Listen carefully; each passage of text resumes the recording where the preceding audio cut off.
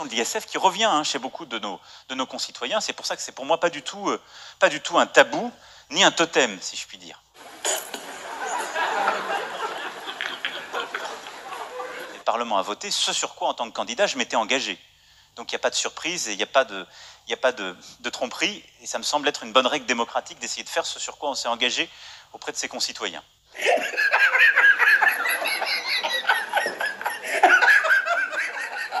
Dans les moments comme ça où le pays parfois prend des airs un peu de folie, on s'embrasse, où c'est des débats, et c'est notre ADN.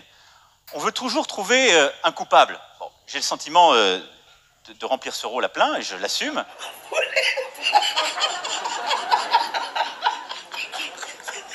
Personne ne m'a forcé à être là où je suis, donc moi je suis très content et je le fais avec beaucoup de bonne foi et de vaillance avec vous. Il ne faut pas raconter des cracks, hein. C'est pas parce qu'on remettra l'ISF comme il était il y a 1 an et demi que la situation d'un seul gilet jaune s'améliorera. Ça, c'est de la pipe.